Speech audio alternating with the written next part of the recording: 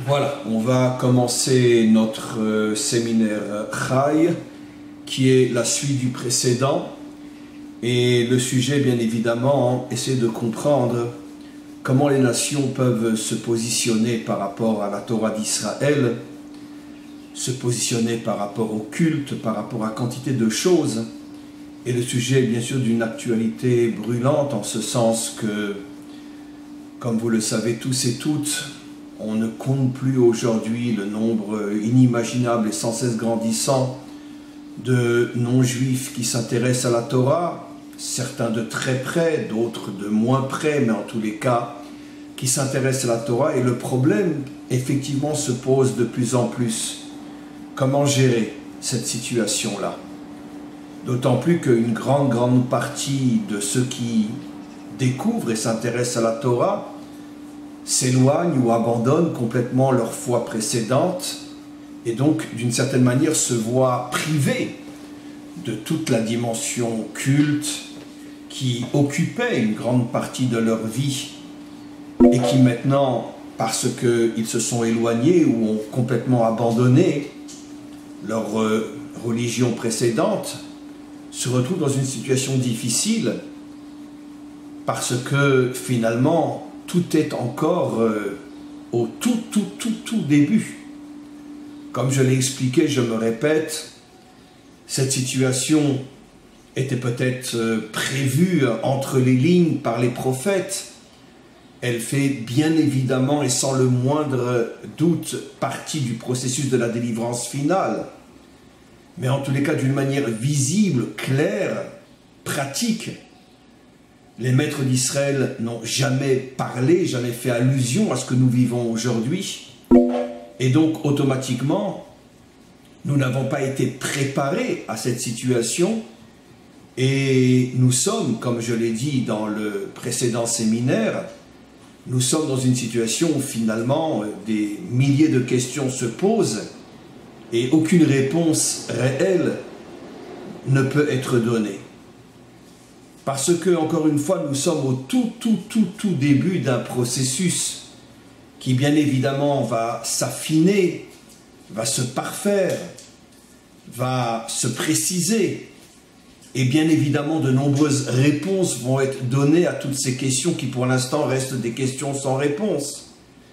Mais nous avons à la fois le mérite de faire partie de ceux qui faisons naître le processus, mais en même temps, l'inconvénient d'être comme tout processus à ses débuts,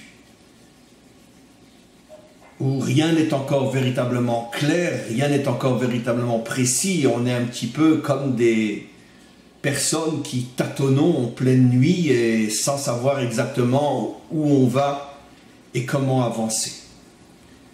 Malgré tout, on va essayer de préciser les choses à notre niveau, bien évidemment, et je vais le faire pendant quelques minutes, et j'attends surtout vos questions qui vont nous permettre d'approfondir et d'élaborer. Je tiens à préciser que ça va être bientôt annoncé d'une manière claire que nous prévoyons un séminaire pour les Bnei Adam à Strasbourg le 22 septembre, le dimanche 22 septembre. Le sujet sera comment construire l'identité adamique. C'est donc un sujet qui tournera autour de ce problème-là. Il y aura sans doute entre 8 et 10 heures de cours tout le dimanche. Les détails vont être diffusés bientôt sur Facebook, sur le site, sur différents réseaux de communication. Et quoi qu'il en soit, le séminaire que nous avons fait la semaine dernière et celui d'aujourd'hui sont en quelque sorte une préparation à ce grand moment où on se retrouvera à Strasbourg au mois de septembre, le dimanche 22 septembre. Donc, je voudrais revenir sur une notion qui est très importante. Dans la Torah, comme vous le savez, il y a deux dimensions. La dimension construction de l'homme et la dimension que l'on pourrait appeler la dimension religieuse, le culte, ce qu'on fait et ce qu'on ne fait pas, qui passe par des actes, comme manger cachère, et quantité d'autres choses.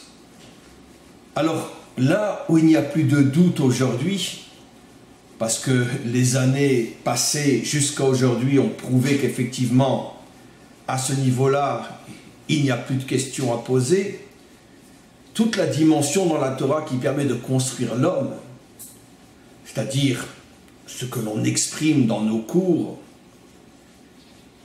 et qui permettent de comprendre ce que l'on est, pourquoi on existe, où on va, ce que l'on doit être, plus que ce que l'on doit faire, je précise bien ce que l'on doit être, ce qu'on appelle en hébreu le tikkun hamidot, la construction finalement de ses qualités, comment s'éloigner de ses défauts, comment construire ses qualités, comment avoir un cerveau qui pense juste, qui pense vrai, comment avoir un cœur qui ressent juste, qui ressent vrai, et comment se comporter dans la vie de tous les jours.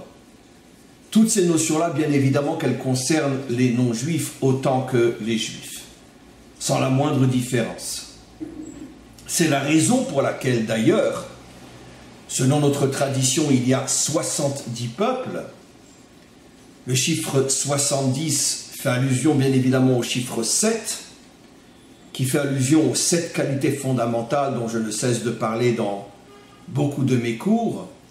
Les 7 qualités représentées par 7 personnages fondamentaux, la bonté représentée par Abraham, la rigueur et la justice représentées par Yitzhak, la vérité représentée par Yaakov, la détermination représentée par Moshe, la louange, le remerciement représenté par Aaron, la stabilité représentée par Yosef, et la royauté représentée par David.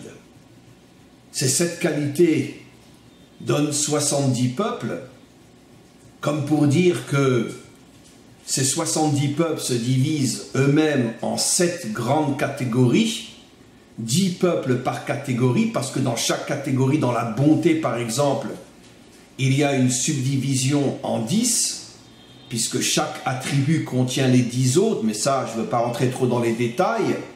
Mais globalement, il y a 10 peuples qui tournent autour de la tribu bonté, 10 peuples qui tournent autour de la tribu rigueur, et chaque peuple, selon sa qualité, selon son tempérament, selon sa sensibilité, va adhérer à l'une de ces 7 catégories qui elles-mêmes se divisent en 10, mais quoi qu'il en soit, les 10 peuples appartenant à la catégorie bonté ont tous en commun que leur tendance est une tendance à faire du bien. D'autres, leur tendance sera à surtout construire la justice sur terre, etc. Et l'ensemble de l'humanité, donc Bnei Adam, regroupe l'ensemble de ces 7 qualités qui se subdivisent encore une fois en 10. Donc il est clair que le chiffre même des 70 nations exprime clairement et prouve clairement que toute la dimension construction de l'être, construction de l'homme en tant qu'individu et construction des peuples et des nations, c'est le rôle principal, essentiel, primordial de la Torah, de la diffusion de la Torah auprès des nations. Maintenant, sur ce point-là, il n'y a plus donc de doute. Le doute, les questions pour l'instant sans réponse, c'est au niveau du culte. Ça veut dire une relation, une connexion à Dieu qui s'exprime par des actes concrets. Ce qui est l'un des points forts du judaïsme.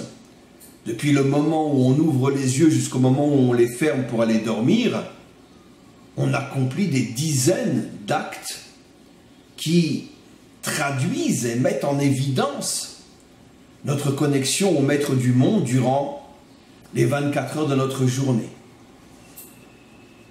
Alors, est-ce que les nations, oui ou non, ont accès à cet aspect des choses? Alors, bien évidemment, ça me rappelle une histoire ancienne. Je ne rentrerai pas dans les détails, mais j'avais des élèves non juifs qui s'étaient mis à pratiquer tous les commandements. Même à se laisser pousser la barbe et mettre une kippa sur la tête, manger kasher, faire Shabbat exactement comme des juifs, sans se convertir. Je leur avais expliqué que leur choix était un choix faux, un choix même dangereux, parce qu'un homme n'est pas un singe, et où tu te convertis et tu es véritablement juif, ou tu es non-juif et ne te transforme pas en singe, c'est-à-dire essayer de singer des choses comme quelqu'un qui prendrait un original et qui ferait une copie de l'original qui ressemble tellement à l'original qu'un œil non averti ne voit plus la différence entre le vrai et la copie. Et finalement, c'est le problème de toutes les usurpations d'identité dont le peuple juif a tellement souffert pendant toute son histoire, où on essaye finalement de le copier sans être lui. Et c'est sûr que c'est quelque chose qui est fondamentalement négatif, parce que ça fait de nous finalement des faussaires. Si tu es juif, tu as l'obligation de faire Shabbat et de manger kasher. Si tu ne l'es pas, tu n'as pas cette obligation. Alors pourquoi porter un habit qui n'est pas le reflet de ta véritable identité? Je pense que la majorité de mes élèves comprennent très facilement ce que je veux dire. Donc, adopter le culte thoraïque tel que le peuple juif a le devoir de le mettre en pratique, c'est sûr que non. À ce niveau-là, c'est pas qu'il y a une réponse à la question, c'est qu'il n'y a même pas de question. Parce que comment oserait-on poser la question? Rav, je suis non-juif, je n'ai pas l'intention de me convertir, est-ce que j'ai le droit de faire tout comme les juifs? Évidemment que non. Pas parce que ça me dérange, mais c'est pour toi que je dis ça. Pour ne pas te transformer en singe et en faussaire. Sois toi-même. Ne copie pas quelque chose qui ne te correspond pas, ce n'est pas toi. Et si tu veux l'être, alors convertis-toi. Mais si tu ne veux pas te convertir et tu as fondamentalement raison de ne pas vouloir te convertir, car tu n'as aucune obligation et aucun intérêt à devenir juif, donc si tu n'es pas juif, pourquoi faire la même chose qu'un juif? Alors quoi faire? Que faire? Alors, c'est l'une des raisons pour laquelle j'ai décidé très prochainement de publier un livre de prière qui concerne essentiellement les non-juifs, parce que effectivement le prophète, quand il parle de la délivrance, dit que le troisième temple sera le haut lieu de prière pour toutes les nations, comme il est dit en hébreu, Ki beiti bet tefila yikare lechol amim, ma maison sera une maison de prière pour tous les peuples. Ce qui veut dire qu'au niveau de la prière, et le livre que je vais publier, ce n'est que le commencement d'un commencement, j'espère qu'il y en aura d'autres, mais c'est une première ébauche pour voir un petit peu comment les choses vont, on pourrait dire, s'imprégner à l'intérieur du monde des Bnei Adam. Après, on pourra bien sûr affiner, améliorer, comme dans notre peuple, où on sort un livre de prière, et puis après on l'affine, et on le transforme, et on l'améliore. C'est quelque chose de normal, le monde évolue, et tout se transforme, et se parfait. Donc la prière, puisque c'est le prophète lui-même qui le dit, est effectivement, on pourrait dire, une action culte, puisque c'est une action spirituelle, qui doit être diffusée sans la moindre limite au niveau des nations, au niveau des Bnei Adam. Et donc, c'est la raison pour laquelle, dans le livre de prière que je vais relativement réduit, je n'ai pas voulu quelque chose de grand, parce que je voulais quelque chose de facile, facilement transportable aussi, ça sera en petit format, comme un livre de prière. Et encore une fois, pour l'instant, c'est pour moi un test pour voir comment va être la réaction. Mais quoi qu'il en soit, je me suis inspiré de prières juives que j'ai traduites en français, mais attention, j'ai traduit d'après le sens. Il n'y a aucune traduction littérale et je l'ai adapté aux nations. Et d'ailleurs, dans ce livre de prière, je ne fais nulle part allusion à Israël, au Dieu d'Israël, à la Torah d'Israël. J'ai voulu m'adapter au Ben Adam tel qu'il est, sans avoir besoin de le saouler avec les Juifs et la Torah d'Israël, pour que lui se retrouve véritablement à l'intérieur de ce livre de prière. Mais d'un autre côté, j'ai construit un livre de prière en me servant du modèle de la prière juive, sans du tout faire allusion d'une manière visible à cette prière. Et pourquoi je l'ai fait? Parce que c'est ce que dit le prophète, ma maison, ça veut dire là où prie mon peuple, le troisième temple, sera une maison de prière pour tous les peuples. Ce qui veut dire que dans la prière, il y a oui un lien entre l'approche d'Israël et celle que doit être l'approche des nations. Il y a... Non, rien. Je voulais dire quelque chose, mais je ne le dirai pas. Quoi qu'il en soit, donc la prière est déjà un moment qui peut remplir une grande partie de notre journée, parce que c'est quelque chose qui est important, mais c'est vrai que la prière n'est pas encore un acte concret. Alors, à ce niveau-là, au niveau des actes, on revient toujours sur le problème connu. Est-ce qu'un non-juif peut mettre les tfilines? Est-ce qu'un non-juif peut porter un habit à quatre coins avec des tzitzit? Alors, c'est clair que ma réponse pour l'instant, je dis bien pour l'instant car je ne sais pas ce que nous réserve le futur, ma réponse est non. Parce que des mitzvot, des commandements au sujet desquels il est clairement dit qu'il s'adresse à Israël, c'est clair que je ne veux pas tomber dans le piège de vous transformer en singe et de vous dire, bon ben faites-le.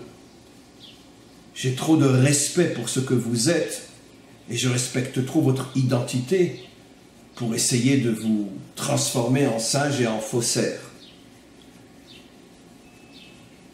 Mais cependant, il y a des commandements qui, et j'en suis de plus en plus persuadé, j'en ai souvent fait allusion, il y a des commandements qui, à mon avis, oui, peuvent, et à mon avis, se propageront au fur et à mesure, et surtout au moment de la délivrance, se propageront au niveau de l'humanité tout entière. Par exemple, je l'ai déjà dit, la cacheroute, manger cachère. Et j'explique. Il est clair, comme je l'ai souvent dit, que la cacheroute, c'est l'hygiène de l'âme et non l'hygiène du corps. Imaginez qu'un homme qui mange du porc va être en moins bonne santé que celui qui n'en mange pas. C'est tellement idiot que ça ne mérite même pas de répondre. La cacheroute n'a rien à voir avec une hygiène physique, une santé physique.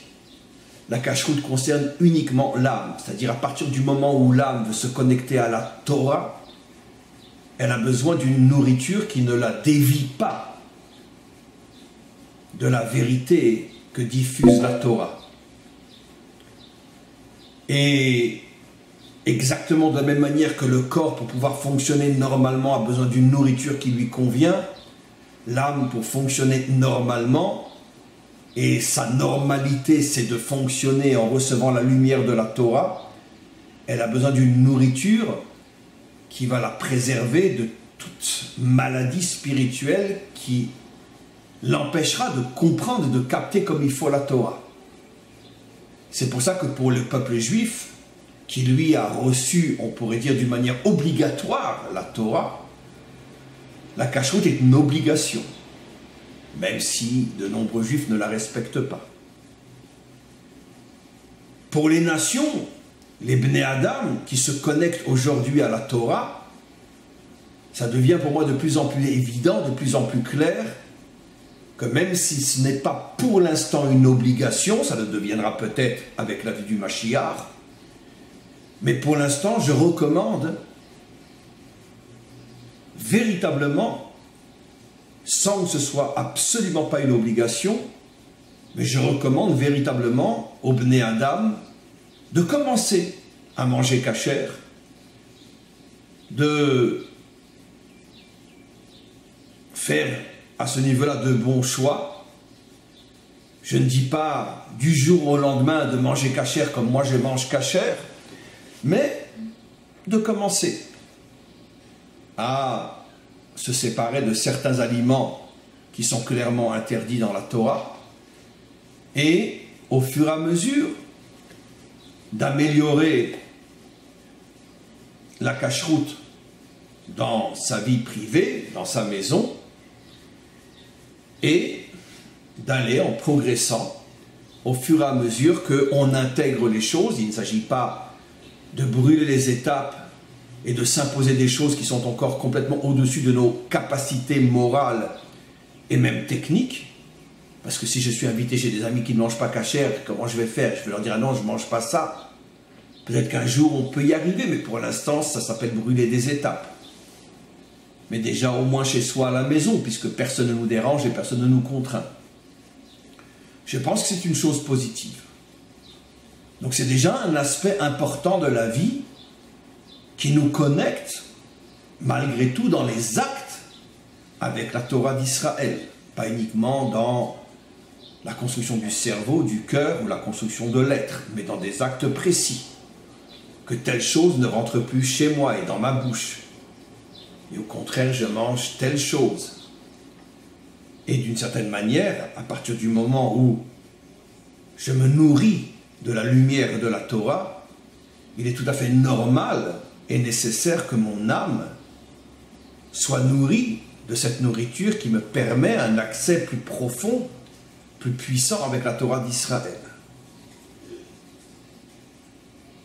Car je ne crois pas, et j'en suis de plus en plus persuadé, qu'un Ben Adam qui continuerait à manger ce qu'il veut n'importe quand, n'importe où et n'importe comment, pourra avoir une connexion profonde, authentique, puissante avec la Torah d'Israël. Et même s'il pense que sa connexion est bonne, je rajouterais que s'il mangeait cachère, sa connexion serait des milliards et des milliards de fois plus profonde et plus puissante qu'elle ne l'est aujourd'hui. Donc encore une fois, ça c'est un domaine dans lequel, oui, un Ben Adam peut avancer. D'autres domaines. Le domaine du Shabbat, qui est finalement le 7e jour de la création pour l'humanité tout entière.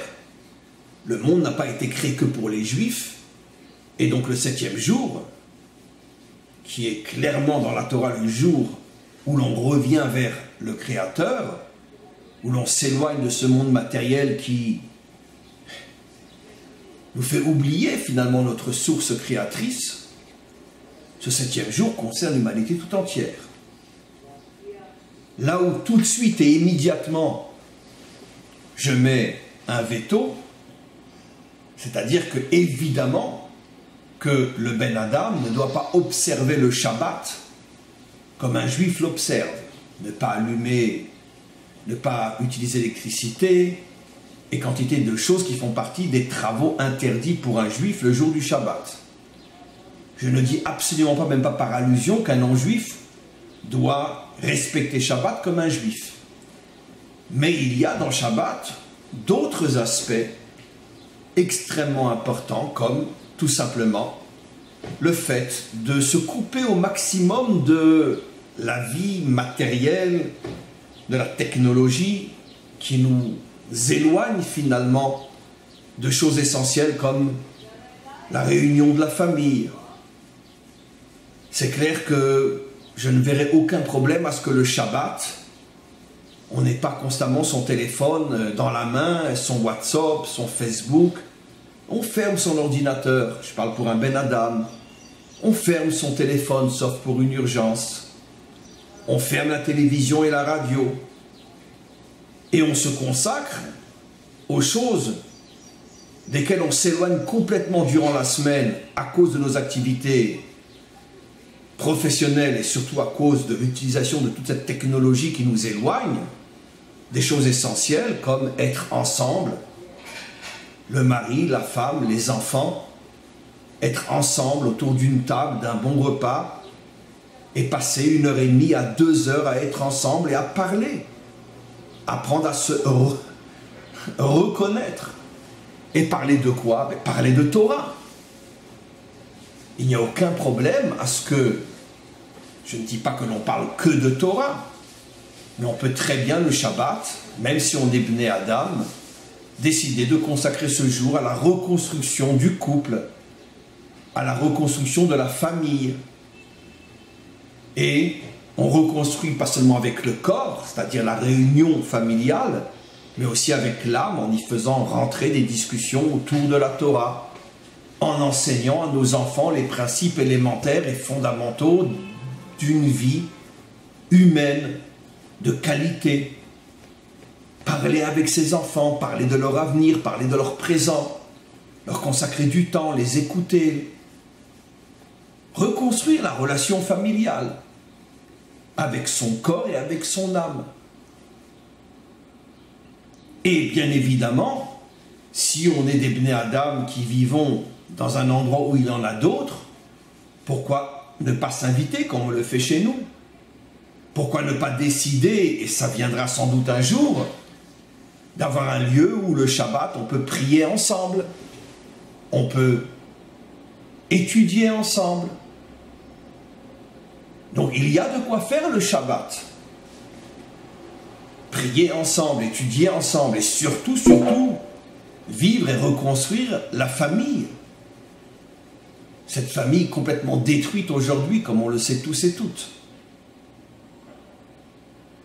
Et si déjà on parle du Shabbat, je pense que pour les fêtes, dans le même esprit, la fête de Pessah, la fête de Shavuot, la fête de Sukkot, on peut avancer exactement de la même manière. Pessah n'est pas que la sortie technique de l'endroit géographique qui s'appelle l'Égypte, comme vous savez, pour ceux qui suivent mes cours.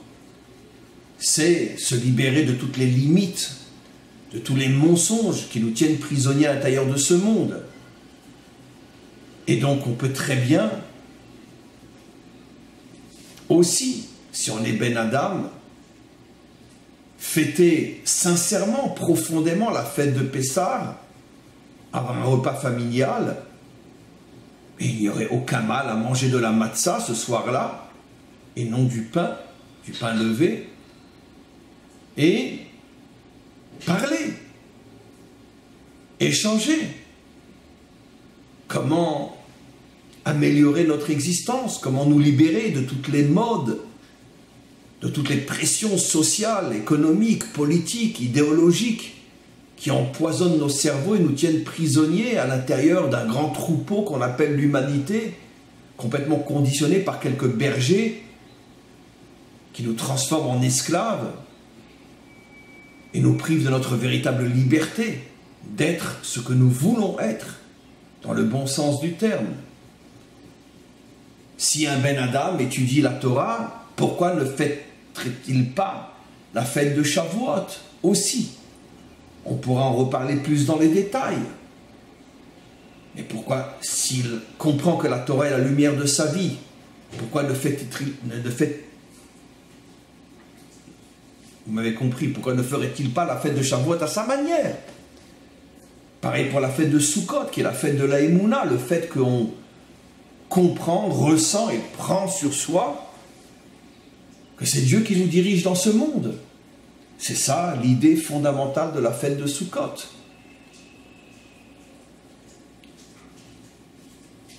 Donc, on voit que, à titre d'exemple, pas mal de choses peuvent déjà être introduites dans la vie d'un Ben Adam. Et je pense que ce qu'il y a de plus vital et de plus important, mais ça dépend bien sûr du nombre de Ben Adam qui, j'espère, va aller en grandissant. Dans chaque endroit où il y a suffisamment de Ben Adam qui peuvent former, je ne dirais pas une communauté, j'aime pas le mot, mais en tous les cas une sorte de famille avec un grand F, Ben Adam, avoir des moments où on se rassemble, où l'on prie ensemble, on étudie ensemble, et l'on construit ensemble. Finalement, c'est comme ça que la vérité se construit. La vérité ne peut pas se construire seule. Il faut qu'on soit plusieurs et ensemble. Ça, c'est aussi un projet fondamental, très important, la connexion entre les différents Bnei Adam. Pour sentir que l'on n'est pas seul, que l'on n'est pas abandonné, qu'on appartient finalement à quelque chose qui est en train de devenir une grande famille. C'est quelque chose, je pense, de très très important. Voilà globalement ce que j'ai à dire. On va passer aux questions pour affiner tout ce qui a été dit. Alors, Franck Laurence, comment le Ben Adam peut se connecter à Hachem? Eh bien, je pense que j'en ai parlé, j'en parle depuis longtemps et j'en ai reparlé aujourd'hui, cher ami. Se connecter à Hachem par l'étude de la Torah, par la prière et par les choses que je viens d'évoquer maintenant, qui sont très très importantes. Et bien sûr par le fait d'être constamment en contact avec un maître que l'on a choisi parce qu'il nous correspond et à travers lui on a cette connexion bien évidemment. Pour un Ben Adam, le repas dominical en famille pourrait-il correspondre à une adaptation du Shabbat pour lui? Mais c'est ce que je viens justement d'en parler. Il semblerait que cette question vous l'avez posée avant que je le dise clairement dans mon cours. Donc absolument, c'est exactement ce que j'ai dit, cher ami.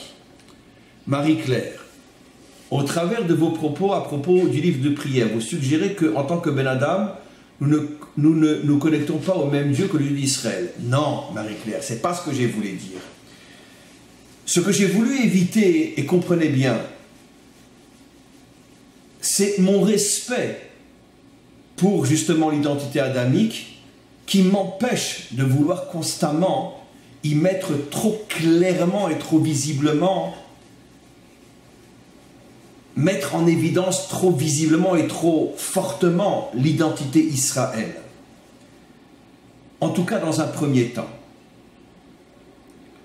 Je voulais le dire tout à l'heure, mais finalement je ne l'ai pas dit, je ne l'ai pas vérifié par moi-même, peut-être que je me trompe, mais j'ai entendu que certains auraient fait un livre de prière pour les Bnei Adam, où entre autres il y aurait la prière dedans, écoute Israël, Dieu est notre Dieu, Hachem est notre Dieu, Hachem est un. Je pense qu'il n'y a pas un manque de respect plus grand à l'égard des Bnei Adam que d'obliger un Ben Adam à dire écoute Israël. Je n'ai pas besoin de dire écoute Israël, je peux écouter moi-même. Et d'ailleurs, dans le livre de prière que je vais sortir, je fais allusion à cette prière, mais je ne dis pas écoute Israël. Je pense que même s'il est absolument clair et évident que la diffusion de la Torah passe par Israël, il est absolument vital et important que le Ben Adam construise et reconstruise son identité sans constamment être comme un bébé dans les bras de sa mère. Oui, Israël est la mère des nations, mais un enfant grandit et construit au fur et à mesure son identité sans être constamment le bébé de sa mère. Il faut trouver bien sûr le juste milieu entre s'éloigner complètement comme l'a fait le christianisme et être complètement, encore une fois, englouti à l'intérieur d'Israël. Les deux extrêmes ne sont pas bonnes, il faut trouver le juste milieu et on le construit au fur et à mesure. Donc évidemment, bien évidemment, que les Bnei Adam doivent se connecter au même Dieu que le Dieu d'Israël, puisqu'il n'y a qu'un seul Dieu, il s'appelle un. En ce jour, Dieu sera un et son nom sera un. C'est-à-dire un seul et unique Dieu pour l'humanité tout entière. Ce que j'ai voulu dire, encore une fois, c'est que je veux aider les Bnei Adam à se construire sans constamment se faire changer leur couche par une maman juive. Le plus grand respect que des parents ont pour leurs enfants, c'est de les aider à être eux-mêmes. Et pas constamment s'imposer et étouffer. Le juste milieu, encore une fois, est-ce qu'il y a de plus dur à trouver? Je ne dis pas que je l'ai déjà trouvé, mais en tout cas, je le cherche. Donc, il ne s'agit absolument pas de priver les nations de la lumière d'Israël, mais il s'agit plutôt d'aider les nations à se construire avec la lumière d'Israël sans que la prise en charge soit étouffante. GCT, les mitzvot du peuple juif le connectent à Hachem et dégagent une force incroyable dans le monde. Si les Bnei Adam se connectent à Hachem par de bonnes pratiques, imaginez les conséquences dans le monde à l'échelle de millions de personnes. Oui, vous avez 100% raison et je n'ai pas honte de dire que pour l'instant, nous n'avons pas encore trouvé cette pratique qui correspondrait aux nations. Sachez entre autres que nos maîtres expliquent que quand le Mashiach viendra, l'une de ses préoccupations principales sera justement de trouver la dimension pratique qui correspond aux nations. Nos maîtres en parlent. Mais il semblerait que seul le Mashiach aura cette capacité. Pour l'instant, nous avançons comme ceux qui construisent la route avant que les voitures peuvent y passer. Nous sommes des constructeurs, mais nous sommes encore loin de pouvoir assurer que la route est praticable. Mais il faut bien un commencement. Donc je suis parfaitement conscient qu'il y a un vide que nous n'arrivons pas à combler pour l'instant. Mais je suis aussi parfaitement conscient que la patience est la plus grande de toutes les qualités et que nous devons prendre conscience que nous ne sommes qu'au commencement. Nous n'avons pas choisi d'être ceux qui commençons un travail qui va s'affiner, qui va s'améliorer, qui va se parfaire, mais qui est loin d'être fini. Chana, j'ai du mal à concevoir la différence entre la conversion et les Bnei Adam. Être Bnei Adam ne serait-il pas un premier pas vers la conversion? Non, non. J'ai des centaines d'élèves et d'amis Bnei Adam qui n'ont aucune intention de se convertir. D'ailleurs, j'ai déjà expliqué qu'en vérité, un non-juif ne peut pas se convertir. La conversion, c'est tout simplement le retour d'une âme juive perdue. Ce qui veut dire que si tu n'as pas une origine juive et une âme juive qui s'est perdue, tu ne peux pas te convertir. Et tu ne dois pas te convertir. L'humanité est composée de 71 peuples, 70 nations Bnei Adam et une nation Israël. Nous ne sommes pas des chrétiens qui voulons que tout le monde soit chrétien ou des musulmans qui voulons que tout le monde soit musulman. La Torah refuse catégoriquement cette vision d'une humanité réunie autour d'une seule et unique religion. Donc il y a une différence énorme entre un Ben Adam et un juif. Dans l'identité, dans le tempérament, dans son style de connexion avec le même Dieu que nous, mais c'est un style différent, et dans la pratique qui sera la sienne lorsque le Mashiach pourra enfin établir une pratique qui correspond aux 70 nations. Chana toujours, les nations doivent se connecter à Israël pour parler au maître du monde. Comment un Ben Adam peut-il alors se connecter? Eh bien, il se connecte par le fait que c'est nous, Israël, qui diffusons la lumière.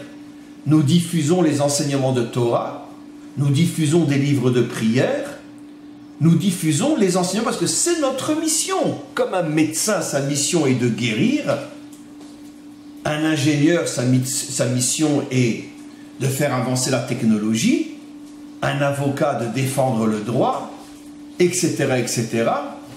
La mission d'Israël est de diffuser la volonté d'Hachem. Mais après, en tant qu'individu et en tant que communauté, les nations reçoivent et intègrent cette diffusion selon leur tempérament propre. Et il est hors de question d'en faire des juifs. Donc la connexion passe par Israël, bien évidemment. Mais ce n'est pas pour que tout le monde soit comme Israël. Comme le soleil qui diffuse de la lumière partout dans le monde, mais au moment où je vous parle, la lumière du même soleil qui arrive en France n'est pas la même que celle qui arrive en Israël, à Jérusalem, de là où je vous parle. Ni au niveau de l'intensité lumineuse, ni au niveau de la chaleur, bien que je sais qu'il fait très chaud en France aujourd'hui, aussi chaud qu'ici en ce moment. Mais, quoi qu'il en soit, c'est la même source, mais la diffusion est différente selon le réceptacle.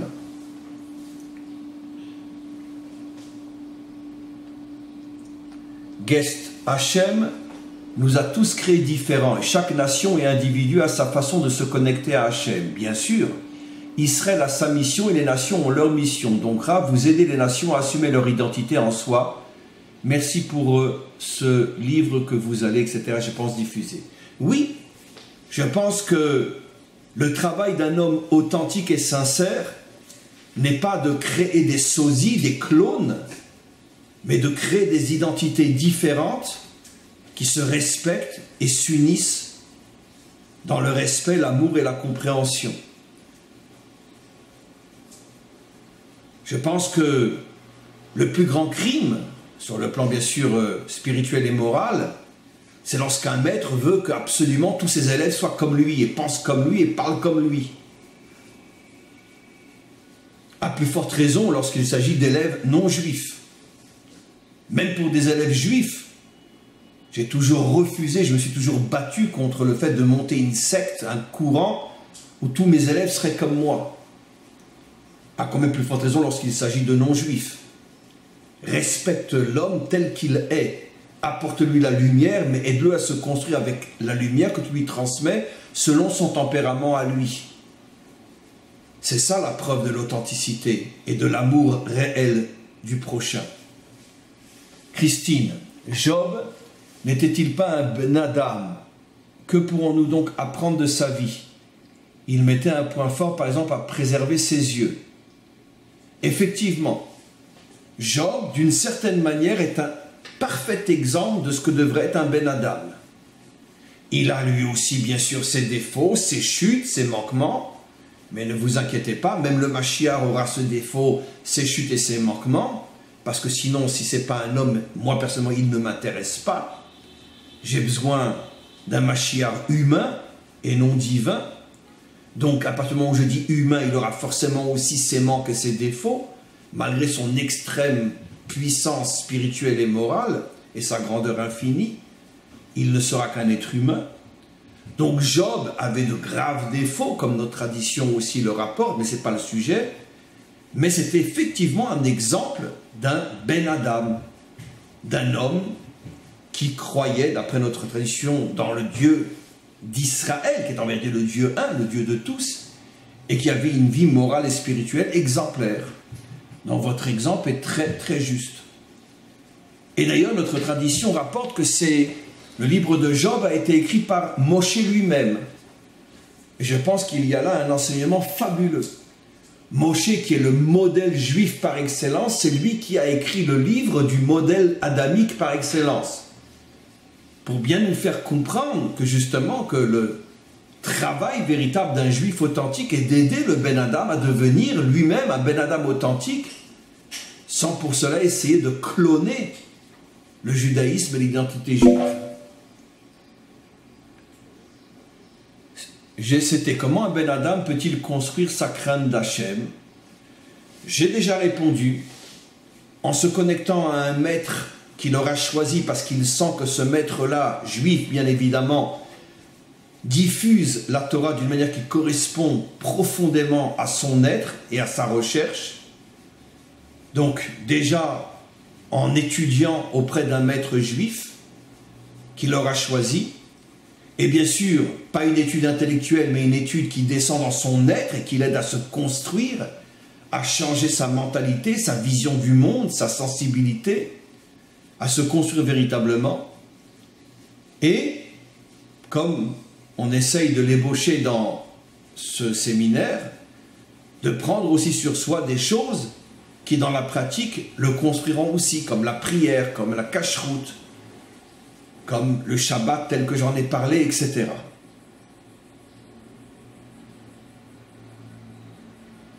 Chana, un Ben Adam qui a reçu les enseignements d'un maître authentique peut-il à son tour les partager avec d'autres futurs Ben Adam potentiels?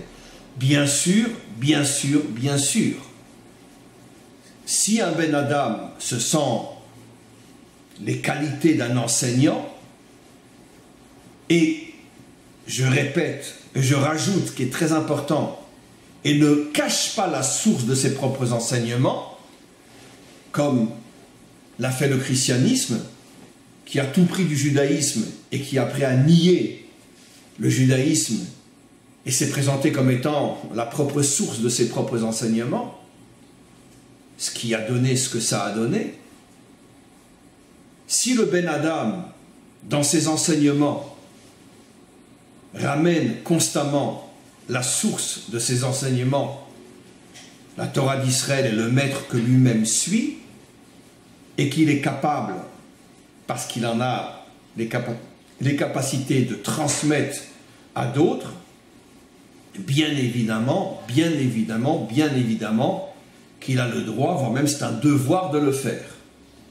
D'ailleurs, je n'ai absolument aucun doute qu'avec les années, il y aura des maîtres Ben Adam qui eux-mêmes, en France et partout ailleurs, ouvriront des centres d'études et enseigneront les enseignements qu'ils ont eux-mêmes reçus en citant leurs sources et enseigneront à d'autres Ben Adam ce qu'eux-mêmes ont reçu, compris, intégré, et ils le transmettront. J'oserais presque dire que quand ce genre d'enseignants existeront, ça apportera un plus énorme à la diffusion de la Torah auprès des Ben Adam, parce qu'un Ben Adam arrivera, parce qu'il est Ben Adam, à transmettre les choses d'une manière qui correspond peut-être plus encore au Ben Adam que ce qu'un maître juif est capable de faire, n'étant pas Ben Adam et étant malgré tout un juif. Donc il faut les deux, bien évidemment. Mais quoi qu'il en soit, l'apport d'enseignants Bnei Adam apportera, je pense, quelque chose d'énorme au monde non juif et aux nations. Voilà, je vous remercie pour vos questions extraordinaires. On va s'arrêter là pour aujourd'hui. Et si Dieu veut, on se retrouve la semaine prochaine pour un nouveau thème, pour un nouveau séminaire. Merci encore une fois à tous et à toutes.